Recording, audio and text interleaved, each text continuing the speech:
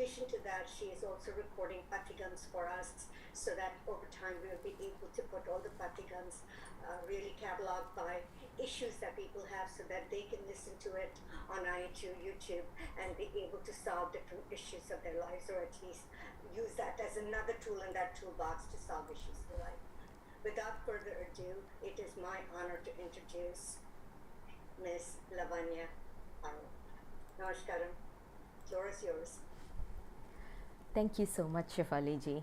And I would like to thank one and all for, basically this is like a satsang. So, putting this satsang together is not easy, and coordinating this is absolutely a humongous task. So, I need to really thank Shefali ji for that, and also everyone in the International Hindi University as well.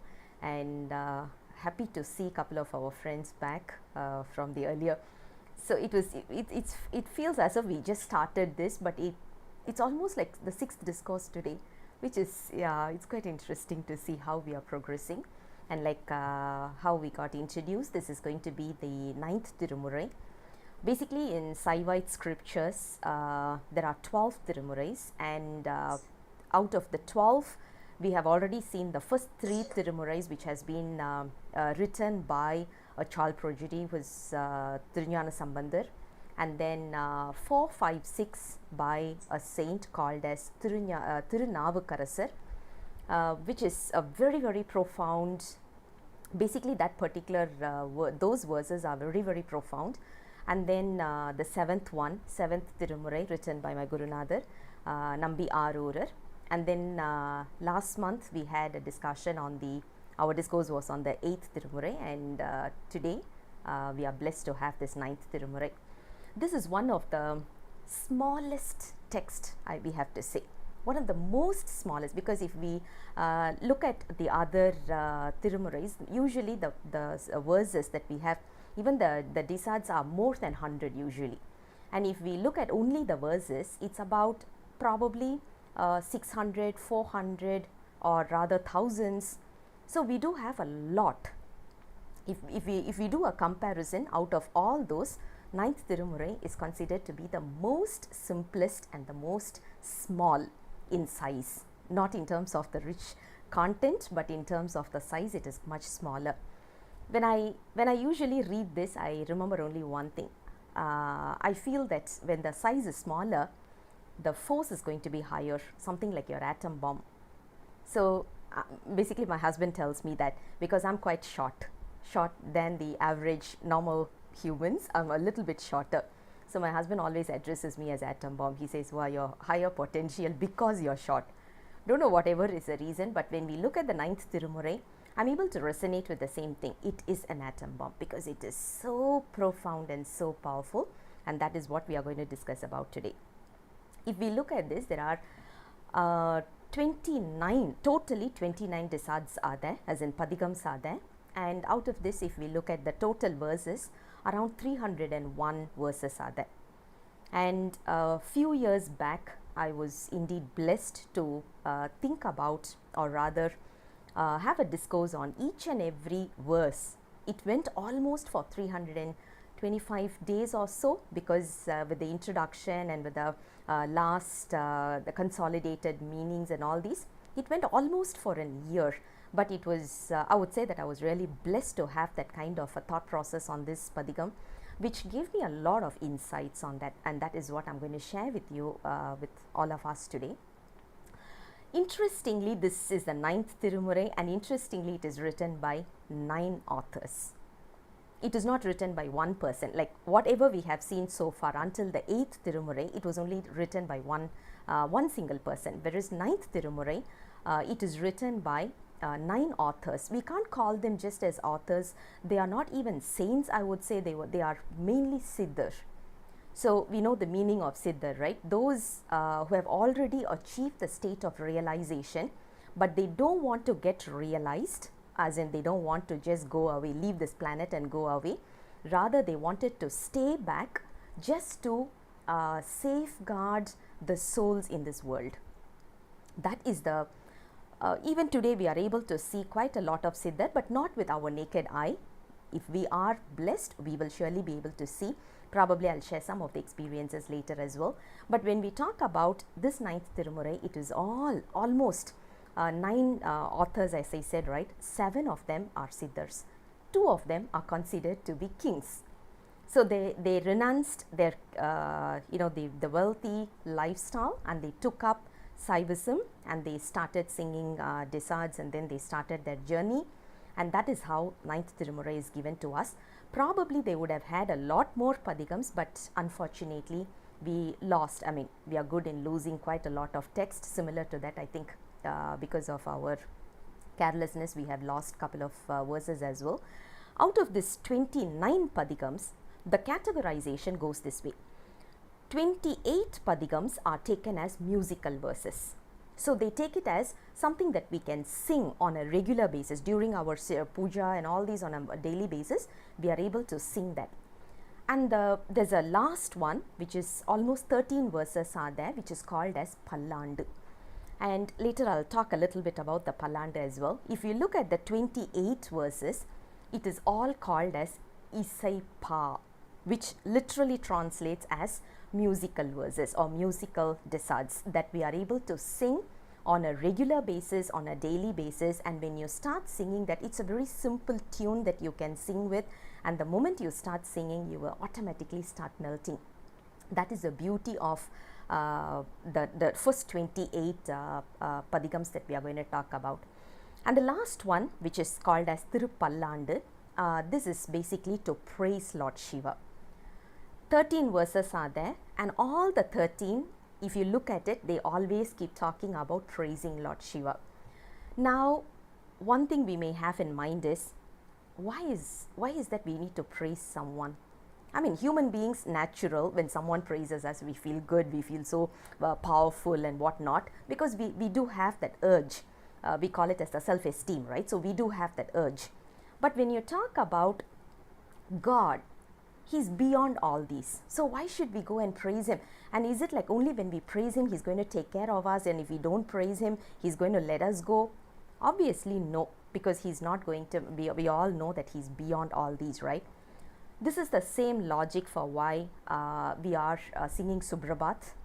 We do have the Suprabhatam on a daily basis, right? On a morning basis.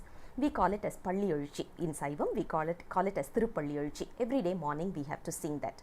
That is it is to say, okay, we are going to wake up God. Where is God sleeping to wake Him up? That's something ridiculous, right? Because only we can wake up someone when someone is sleeping. Whereas Lord Shiva is not sleeping, then why are we waking Him up? It's the same analogy that we are talking about here. And I would want to share one of the analogy rather, given to us by Variyar Swamigal. He was giving this analogy, which is he's a very simplistic man, and at the same time he gives very profound analogies. So I would want to just repeat the same. He said, imagine a cord, like a rope that you are having, and in that there are almost like 1,000 bells tied to it. When you want to ring each and every bell, it is impossible to ring one at a time. It is impossible. What is the most easiest one we can do is just shake the cord. All the 1,000 bells are going to ring at the same time. That's exactly the logic of Suprabhatam. That's the exact logic of Thiruppalli Ezhuchi. What we are trying to do is wake up God so that the sleeping souls are waking up. That is the same logic we are using for our Thiruppallandu also. Because when you talk about Thiruppallandu, it is a very, very powerful way. Today we are talking about law of universe, law of attraction. It's exactly the same concept. It's 100% the same concept. Why are we able to see there's a lot of tremendous benefit in a house where they are playing Suprabhatam and where they are playing all these Thiruppalli Ezhuchi in the morning? Why are we able to see there's a lot of positive vibes in the house? Why are we able to see something which is always going to be nourishing their house? It's because of nothing. It's to be very put it in a very simple way, law of attraction. Let's look at a simple example for this. Imagine I need to borrow $1,000 from Shefali ji, right? I go down to her and I say, Shifaliji, I'm in need of $1,000. This is my situation right now, and I know you're such a kind-hearted person. Thank you. I'm really thankful. Thank you so much for giving me this $1,000. I know you will be giving. I just talk in such a way that she has already paid me the $1,000, which will make her feel obligated. This is exactly the same logic of Thiruppallandu. What we are trying to do is praise Lord Shiva again and again and again. When we are praising, what happens is our life is nourishing. If you look at law of attraction, the secret, book called as secret, book called as law of attraction, book called as law of universe, it's 100% this concept that they are talking about. So that is the way we are looking at. One of my students' daughter was getting married. It was in Indonesia, Bali. And so they invited me, and I went there. When the marriage ritual was happening and they were singing a song, I was able to resonate with that, but I was not able to understand. The comprehension was not there, but I was able to resonate with that. Later I asked my friend, I was like, something happens to me when I'm hearing it. What is this? She said, oh, it's a very traditional verse that we sing. It is called as Landu. It's called as Landu, and every marriage ritual, Hindu marriage ritual, we will usually sing this. I was like so puzzled. I said, can I have the verses? Because something is happening to me. Can I have the verses? When she wrote it, it was, obviously when you look at Bahasa Indonesia, it is in English, right? The text is still in English, even though they talk in a different manner. So when she wrote and gave it, it was exactly the same as Thiruppallandu. Of course, one or two words were like, missing or it was interpreted or whatever. But even today they use as, then I said, hey, it's our Tamil text, I was feeling so happy, and I was overwhelmed, honestly.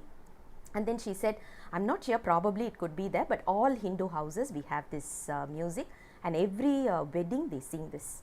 So we are able to see Thiruppallandu has been so, not only in India, it has crossed borders as well. That is the beauty of it. So, as I said, 9th Thirumurai has got Thiruvisappa and Thiruppallandu. There are two sections to it. One another significance of this 9th Thirumurai is, if you look at any Saivite, when we go to a temple, we must be singing 12 padigams, whole padigam, which is like 10 or 12, 11 songs, right?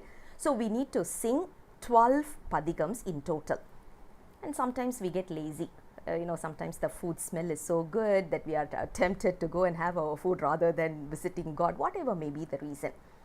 We usually have a concept, okay, instead of reading one whole padigam, let's read one particular verse alone. So 12 verses we need to sing.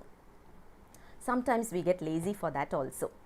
There's a very old tradition, I don't know from where this was coming in from, but I'm not a very big fan of this idea, but this has been one of the traditions. I'm obligated to share it over here, even though personally I don't buy in that idea.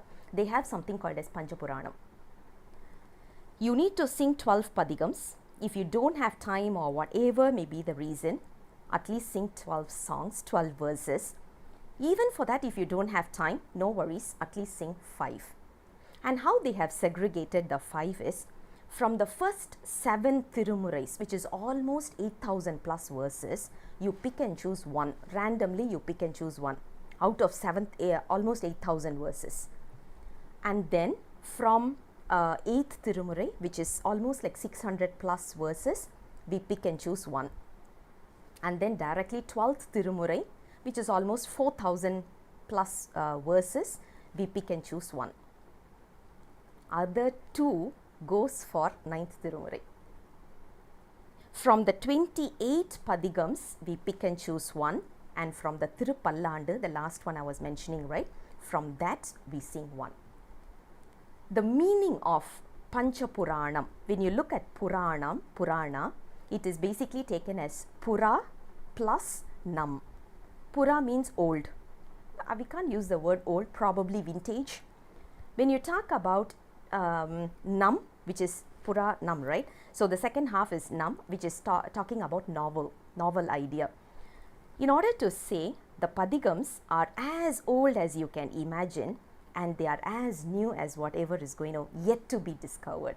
So you're able to see or link old as well as the new over here, and that is why they call it as Panjapuranam. Anyways, at least 5 verses we have to sing. So this is the significance. From 9th Thirumurai itself, we are able to see 2 verses coming in there. So which tells us how beautiful these are. Now the next question is, why have people chosen, because some saints would have chosen this concept of 5. So they would have had some logic to say why 2 verses must be chosen from our 9th Thirumurai itself. For this, I would like to share a very simple story. Of course, we all know Akbar. Akbar, once upon a time, he was one of our conqueror of the whole of India. He had a fascination for music. His palace musician was called as Tansen, and Tansen was a good singer. Even though he was a Hindu, Akbar loved music, so he employed Tansen as his musician in the court. So Tansen used to sing a lot and all these, and Akbar would be just mesmerized with the songs, and he would be just enjoying that music. One day, Akbar was curious, so he went and asked Tansen, "So who's your guru? Where did you get your knowledge of music?" And Tansen said, "Oh, my guru is Swami Haridas." So he was like, "Can I hear him singing?" Akbar got a little bit curious. He wanted to hear directly from the guru. Tansen said, "Yes, it is possible, but I don't think you can invite him because he doesn't oblige to any of because according to him, his king is only Lord Shiva. So he won't come anywhere. If you want, you have to go there." So Akbar, because he loves music, he thought, okay, let me go and see him. So Akbar and Tansen went in a disguised manner into the forest where Haridas was actually singing. And Akbar lost himself for a while. He was in a tranquil state, and he was literally like crying, and he was totally emotional. And it was taking a lot of time for him to recoup. And then when he was coming back after the music session was all over, both of them were trying to return back. And at that point in time, in one place, Akbar just turned at Tansen and said, "Tansen, I have a doubt. You sing very well, no doubt about it. But your guru is simply superb. You are no way near to him. What is the difference?" Tansen gave a very intellectual answer. He said, "King, I'm singing for you. I'm singing for money. Whereas he is singing for his soul. He's singing for Lord Shiva." That's exactly what makes our musical notes. If you look at our Thirumurai, it was written in the 2nd century, 3rd century. After that, in 2022, we are still talking about these, praising it, and even today we are singing these, and we are able to melt when we are singing this, is only because it was all sung with only one intention, which is not asking anything in return. Today, what are we doing? Oh, I need some money here. Probably I need to read a padigam. Okay, I'll read this padigam. And when we are reading the padigam, our thoughts, our mind is 100% in our goal, not on the padigam. That is why we are not able to cry. That is why we are not able to melt. I have some official problem. I need to get it sorted out. I read a padigam. I'm having a family problem. I'm reading a padigam just to get it sorted out. I'm not able to relish the music, relish the words, or rather relish Shiva who is inside that verse. That is what is missing today. Of course, we are also doing something like, the padigams, which is going to give us a lot of benefit. Anyways, we need it because we are still in this worldly affairs and all these, so we still have problems, we still have to face those. But when we are achieving all those, the next stage is we need to get ourselves immersed into this. So that's about our introduction of 9th Thirumurai. As I said, it was written by 9 authors, or rather saints or siddhars. The first person who has written, the first person who has contributed to this, the author, his name is Thirumaligai Thevar. He has, even today you are able to see his temple in Thiruvadurai, and he's supposed to be a very great siddhar. He has asked for another 2 arms just to do puja.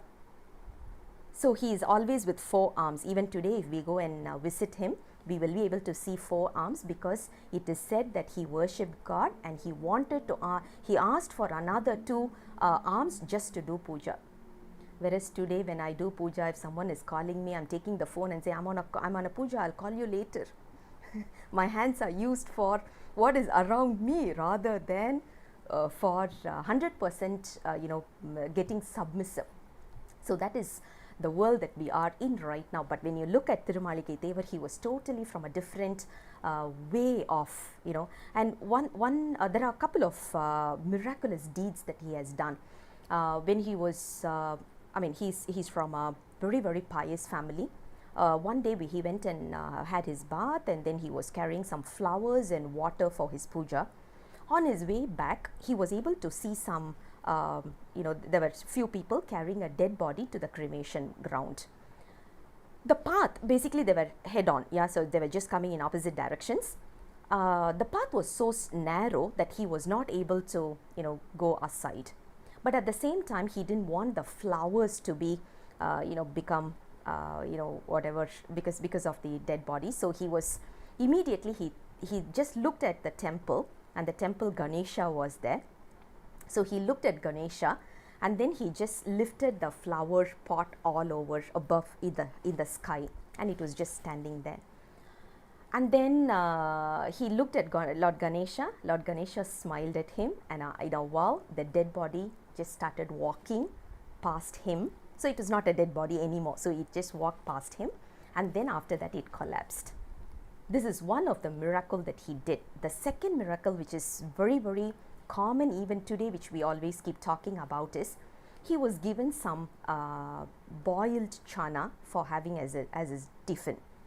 What he did was, he went, we all know when we boil a seed, it is not going to sprout. But what he did was, he put that in the soil, and he nurtured it so well that it started growing. And even today when we look at it, this miracle is taken in a very great manner. We always keep talking about this as well. Same ways, he made the chariot in Thiruvisappa to move without his physical intervention. He was just singing padigams, and because of that the chariot started moving. So if we are going to talk about his miraculous deeds, I think that itself will take a whole day for us. So I'm just going to move on. If we look at it, he has contributed for 4 padigams, 4 disads, and those 4 are, all 4 has been written for Chidambaram, the temple, which is called as, we just call it as the temple. According to Saivism, when we say without any prefix or suffix, when we say temple, it always represents Chidambaram. So he has written this for Chidambaram. And one of the most, at least for me, one of the, I love this verse a lot. If someone is asking, oh, you like Shiva, right? So who is Shiva? How does he look like? If you ever try to answer this question, the other party will look at you and say, okay, looks like you're not in your mind, and they'll run away. Because if you have to answer this question, how will Lord Shiva look like? Who's your God? You have to say, he's half male and half female. That itself is a confusion state.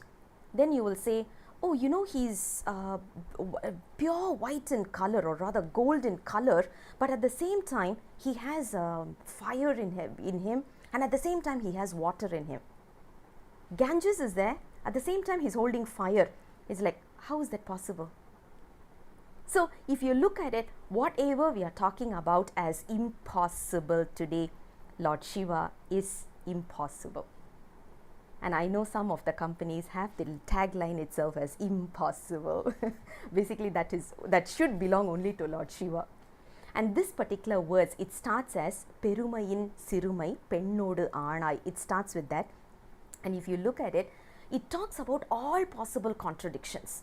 All possible contradictions. If you want to talk about the highest or the tallest or the biggest, it is Lord Shiva. If you want to talk about the most teeny mini concept, it is Lord Shiva. So it's like, are you going to say that he's bigger and at the same time he's smaller? Yes, that is what this particular verse talks about, and it's a beautiful verse. We can, when we are talking about the verses separately, we will have a much more detailed discussion on that, because if we go into the verses, I think we will be totally mesmerized, because the way how they have enjoyed the look of Lord Shiva, the way how they had surrendered themselves and just enjoyed that blissful state, I think it's a totally different level altogether. And the next the next author that we are going to discuss about is Sendanar, who's supposed to be one of the most famous saint as well, because he is the one who gave us Thiruppallandu as well. So he gave us 3 Padigams from Isaipa and 1 Thiruppallandu. He was a financier for Patinathar. Patinathar is one of the saint who was from almost in the 9th century, and he was so rich that he was usually the one contacted by Chola kings when they have money problem. Imagine, he was the one who was lending money to the Chola kingdom. So you can imagine what kind of a richness Patinathar was having. One split second, just in a jiffy, he threw away everything and he just walked out. When he was walking out, his financier, obviously accountant, right? So Sendana ran behind him and said, "Okay, Guru, now what should I do? What should I do with the money?" Patinathar said only one thing: throw it off. Because if he still said, "Okay, take some amount and do this, take some amount and do this, take some amount and do this," it still shows that he has that attachment. It still shows that he owns that money. When you talk about totally leaving out everything, the detachment, he said, throw away, and walked out. That's it. He said, it's not my problem. So what Sendanar did was, he just opened up all the lockers and kept it on the streets. People started taking all the money and they went off. Hearing this, the Chola king was furious and he arrested Sendanar and he jailed Sendanar. Sendanar was not actually bothered about all these because he was also a very spiritually elevated person, so he was not bothered about it. But Sendanar's family went and cried to Patinathar. Patinathar sang a very small, just a 4 lines verse. He just sang that, requesting Lord Shiva to give freedom for Sendanar. The jail doors were wide open, the locks were broken, Sendanar was released.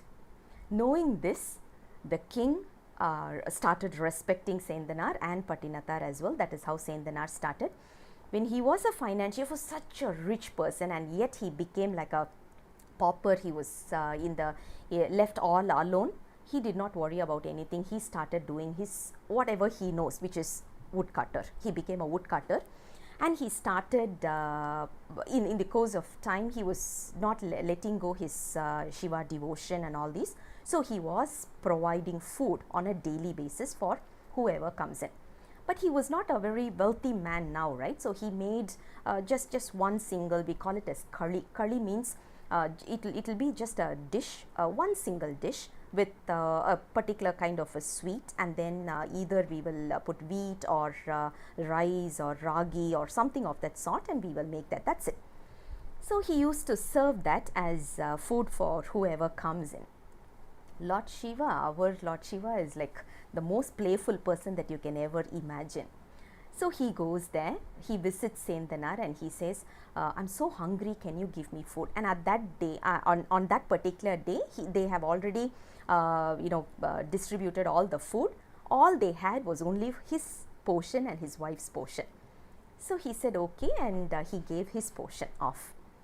Lord Shiva ate everything and he said, it's so tasty, can I have one more portion so that I can give it to my wife? So what happened was, the second portion was also given to him, and they went starving. That night they went starving. Usually the king who is in that particular place, right, the Chola kingdom, that king, whenever he does his prayer, he used to hear Lord Shiva's footsteps.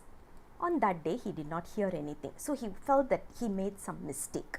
He was feeling a little bit bad, but then when he just went off, he dozed off, he just slept. In the dream, Lord Shiva came and said, oh, I'm sorry, I forgot to come and visit you because I went to his place and I ate curry and that was so filling that I forgot to visit you. It's as if, if he is in one place, he cannot be in another place. You look at the way how he plays all these gimmicks, right? So he says, sorry, that's why. Then the king woke up and is like, who is Sendanar? I want to visit him now. Because the curiosity will be there, right? So when they were searching for who was Sendanar, the next day morning, when they opened up Chidambaram temple, they saw Kali everywhere in the temple, and including Lord Shiva's Lord Shiva's mouth as well. So that was something which was everyone took that very curious. It was something which was very curious, and then only they started acknowledging Sendanar. Sendanar was supposed to be in one of the situation also. It happened that the chariot did not move, so Sendanar came in and he sang a verse, Thiruppallandu. That is where Thiruppallandu was given to us. He started singing that, and then the chariot started moving. That was considered to be one of the even today, whenever we talk about chariot moving and all these, we do talk about this. What reminds us of all these is basically the way how our brain frequency works. You see, when we are talking about, because when we how is all these miraculous things possible and whatnot, right? How are we able to hear some information? It's all about vibration. It's all science. I mean, of course, in Hinduism, in Saivism, in Thirumurai, there is nothing like last time also we saw. We have been talking about space related, we have been talking about war related, strategies in war, medicines related. So it's all 100% science. Just that we were not able to talk about all those. Those days, we did not have proper explanations. But if you look at it, is it possible for us to sing a verse, a particular verse, and make a chariot move? Yes, it is possible.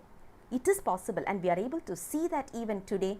Probably what we are missing is we are not able to tune our mindset or our thought process or our brain waves to the waves that is needed for the chariots. If we are able to practice that, I'm sure we can do that. It is not going to be a very difficult approach at all, right? So that is something. The third saint, I'm just moving on quick because in the interest of time. The third saint that we are going to talk about is again another very, very profound person. He's called as Karuvur Thevar. Totally 10 padigams, 10 disads are given by Karuvur Thevar. His original name is not known, though we can make out that he's born in the place called as Karuvur, because even today there is a place called Karuvur, and he's a very, very famous Siddhar. Once what happened was he visited Tirunelveli. It's just next to my native place. So he visited Tirunelveli, and when he was there, he looked at Lord Shiva and he asked, "Are you there? Are you inside?" Lord Shiva did not respond.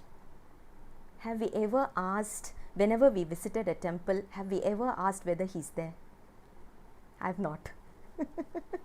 We always assume that he's always there. That's it. But he went in and he asked, "Are you there?" And God did not respond. He waited for a while and then he said, "Oh, looks like God is not here. This is a waste temple." He just said that and he walked out. In a minute, in a jiffy, the entire temple went into a very, very withered state. The priests and the people, everyone got so worried. They went to Lord Shiva and they were like crying, and then they looked up for Karuvur Thevar and they went and fell in his feet and said, "Oh, sorry, you have to come back." He was like, "No one gave me food. I was there. I was hungry. No one gave me any prasad. And when I asked God whether he was there, he did not respond. So there is no God in there, what?" This was his answer. Immediately they served him food and all this, and then God said, "I'm in." The moment he said, "I'm in," then Karuvur Thevar immediately revived the temple and then he walked out. So he's such a, even today you will be able to see his miracles. I have experienced couple of his miracles. As I was mentioning, I can share some of it later. In one of the situation, this is something which I have to share, I guess. In one of the situation, I don't know for what reason, I got a little bit offended with one of his followers, or one of his great devotee, and instead of scolding this person, I scolded Karuvur Thevar. I just used some harsh words. Next 3 days I was not able to talk. I knew when I was saying that word, I knew I was making a mistake, and I was actually repentful for that at that point in time. But when we talk, it is because of our karma, right? That's the one which is proceeding. 3 days I was not able to talk a single word, and he proved that, you know, that his power is, even today you will be able to see his power, which I have seen. If you look at Rajaraja Cholan's temple, the big temple, if we look at the story of the big temple, Rajaraja Cholan visited Ceylon, and in Ceylon there's a very massive Buddha statue. Looking at that, he was tempted to do something similar to that for Lord Shiva. So he wanted to build a very big temple and with a very big Shivlinga. When he created all those with ideas and everything was done, and then he started construction, this particular Shivlinga was not sitting properly. With the Ashtabandhan and all these, it must sit without moving, right? But it was moving quite a lot. And everyone were trying all the combinations, nothing worked out. Rajaraja Cholan's guru is Karur Devar. So he immediately thought of Karur Devar, and Karur Devar came there. So he said, this is the situation, I'm not able to, you know, make the Shivlinga, you know, it's like shaky. He said, okay, bring the Ashtabandhan. So they brought the mixture and all these. He looked at it, and then he had some tambul on his, you know, the betel leaves and all these, right? He was actually chewing that. He spit that, he mixed it, and then he gave, and he said, okay, now go ahead and put this. The moment they applied, the Shivlinga sat properly. Whenever we go to whenever we visit Rajaraja Cholan's temple, the big temple, whenever we think of Rajaraja Cholan, equal amount of thoughts must go to Karur Devar. Without him on that particular day, I don't think it was possible for them to even consecrate the entire Shivlinga over there. So which is something which is, it talks about his, and one of his verse which I love the most, which today, even today when I read that, I feel, when am I going to get that kind of a maturity? In that he says, okay, here he literally talks about, let me first explain the verse, then we will go into the meaning. He says, whatever we are doing on some kind of an attraction we have, it can be anything. He literally, in this song, he uses as a lady, but usually those days attractions are, depicted as lady. That's the reason they use that. But today, because today we can ask, right, oh, then it's only for guys, so ladies, we are all free of it, is it? No, actually we also have our temptations, male or female, whatever it is. When we are having some kind of a temptation, we are addicted to something. We usually say, oh, I can never live without this. You know, we are so addicted to something. Take that particular item, whatever is in your mind, take that item. If you take that item and the love you have on that, split that into 100,000 pieces. 100,000 pieces, which is 1 lakh, right? So just break it down into 1 lakh in Indian terms. So if you break it down into 100,000 pieces, take one piece out of it and you keep that love on Lord Shiva.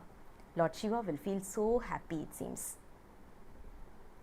Imagine I love something, I'm taking that amount of love and I'm breaking into 100,000 pieces, and just one piece out of it I'm placing on Lord Shiva. Lord Shiva will think, it seems Lord Shiva will think, wow, she loves me so much, so I need to give her a lot.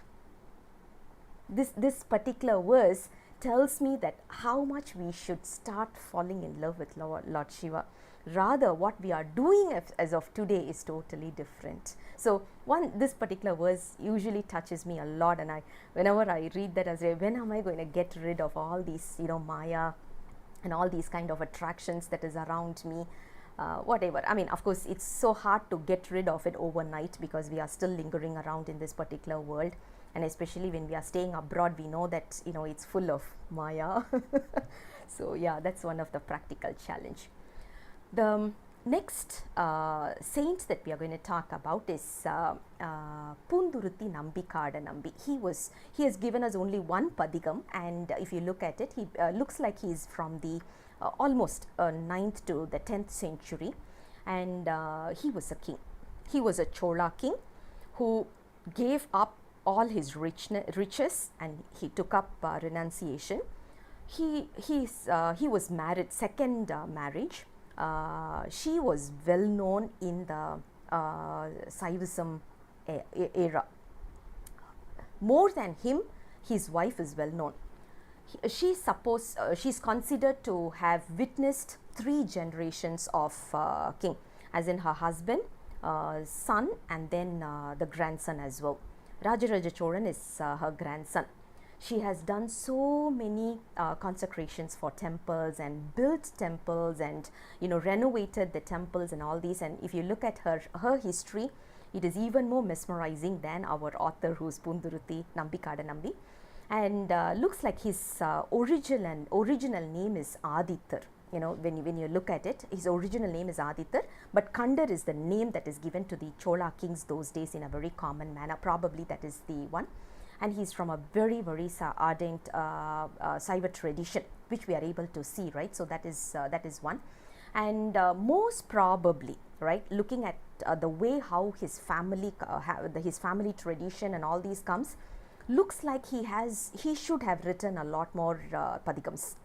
Unfortunately, we would have lost it, because if you look at the way how he has sung this padigam, the one that we have gotten, and at the same time looking at his entire tradition, it's very, very vivid that it's not going to be just one padigam, but unfortunately we could not recover the others.